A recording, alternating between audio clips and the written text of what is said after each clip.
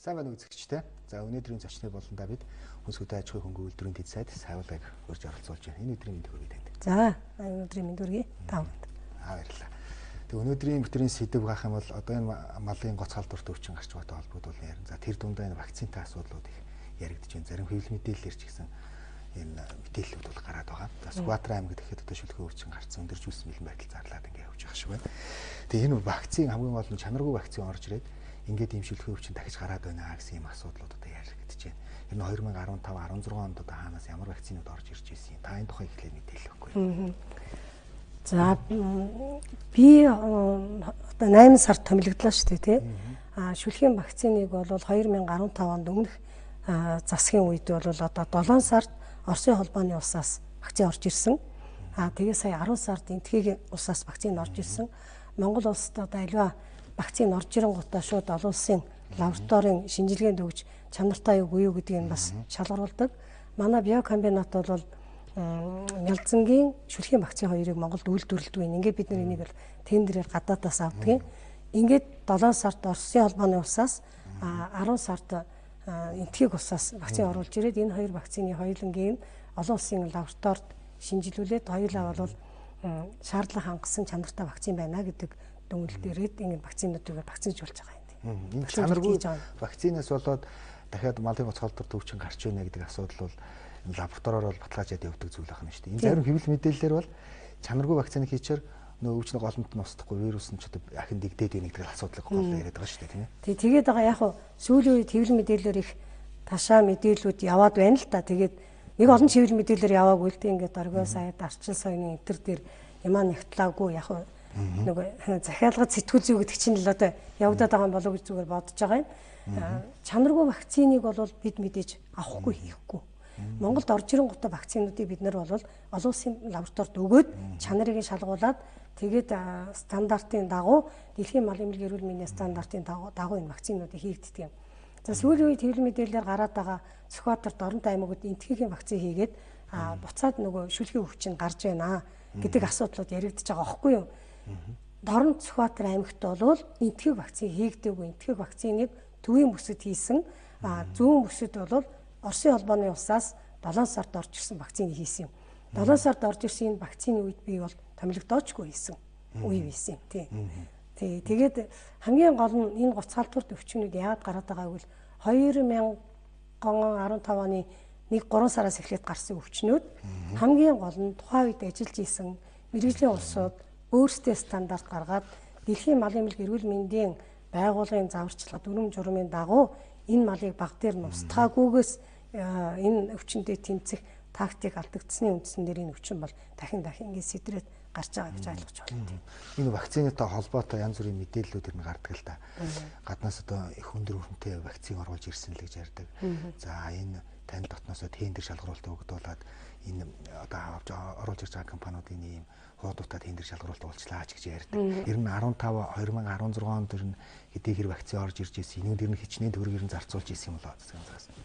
Ер нь тендер гэдэг юм их юм ба штэ. Малын эмнэлэг үржлийн газар тусдаа тендерийн баг шалгаруулдаг. Тэр вакцины тендерт бол дэд сайд ордоггүй юм. Би өмнөх 4 жил дэд сайд байхдаа нэг ч тендерт орж үзээгүй, одоо ч ордоггүй юм. Угаасаа тэр чин тендерийн тухай тусгай хууль дүрм журмаар тэр одоо багийн ажил хийгдэж байгаад явагддаг.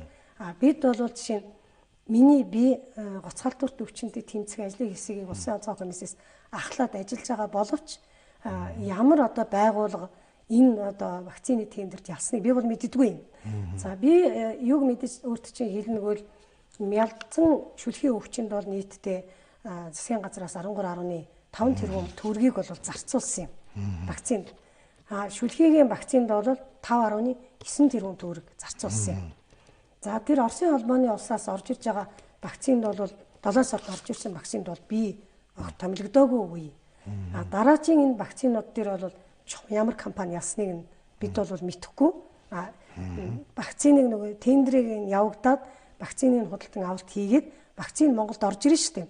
Орж ирсний дараа улсын онцгой комисс нөгөө ажлын хэсэг байгуулад надаар ахлуулсан ажлын хэсэг очоод энэ ирсэн вакциныг дүрм журм стандартын дагуу одоо хийх 20 цэрийн дэглэмийг чангатгах яг энэ одоо дэлхийн малын эмнэлгийн стандартын дагуу энэ өвчнөдөө тэмцэхэд одоо хяналт тавьж миний бие ажиллаж байгаа гэж та бүхэн ойлгож байна. Ер нь энд нэг зүйлийг тодруулаад асуухад та бол яг дэд сайдын хувьд бол энэ тендерт бол одоо толгойчод орох тийм боломж нь хууль эрх зүйн орчинчд байдаг. Ер нь бол хяналт тавьж хахад энэ шүлхийн одоо энэ бус одоо төрлийн салбарын өвчний вакциныг оруулж ирэхэд хичнээн одоо 2015 2016 оны хувьд хичнээн компани энэ одоо тендер шалгуулалтанд оролцсон байдیں۔ Тэгээ яаж энэ тендер шалгуулалтыг өгдсөн байдгийг ер нь ямар компаниуд энэ шүлхийн одоо энэ вакциныг оруулж ирсэн байдгийг юм болоо. Үнэхээр би тэр компани нэрийг бол тогтоож чадахгүй байна. Хэвлэлээр энэ явагдаж байгаа компаниуд дээр бол яригдал энэ компаниуд бодвол энэ тендер шалгараад авагдсан байгаа. Жишээ нь Хот аймагт орж ирсэн Мялзангийн одоо вакциныг бол бид хилээс ингээ хүлээж аваад тэгээд тэр компани 2 3 залуу байсан аль компани би асуугаачгүй ягаад гэвэл надад тэрнийг нөгөө ямар компани шалгарсан асуух тэр компани нэр нь гол биш. Орж ирж байгаа вакцины чанартаа бид хүлээж аваад зөв нөгөө хадгалах горим дүрмийг нь хадгалаад тэгээд тэрнийг бол малчтад хүргээд малчтын хотгонд тарих энэ л өөрөг надад хүлээгдсэн.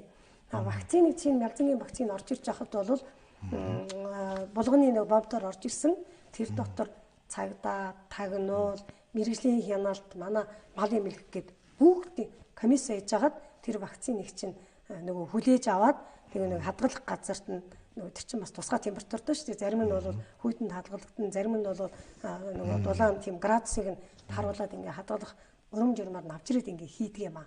Тэгэхээс биш энэ тендертэй холбоотой юмыг дизайдад наагаад яриад байгаа бол нэг энэ бол ач холбогдолгүй зүйл ээ. Түүний оронд надаар энэ вакцины тендерт оролцсон байсан намайг хардж яхахын оронд энэ өвчнийг яаж дарах вэ гэдэг асуудлыг бид ярих хэрэгтэй. За ингэ сүүлийн үед хэвлэл мэдээлэлээр хараад байхад захиалгаар мөнгө төгрөгээр сайтуудад зарим сонингуудад ингээд тавиад тэрнийг чи манай зарим хэвлэлүүд нягтлахгүй ингээд тавьж байгаа нас харамсалтай байгаа байхгүй юу? Бид ийм явдлууд үргэлжлээд авах юм бол хууль хяналтын байгууллагад хандна шүү дээ. Ягаад гэвэл тендерийн тухай хууль гэж тусдаа тэнд бол дэд сайд ордоггүй. Би бол бүх юм бэлэн болсон хойно нөгөө бага ахалж очиод ажиллаад вакциныг одоо вакцин хийж байгаа вакцинд хяналт тавих одоо ийм л үүрэгтэй би оролцож байгаа. Одоо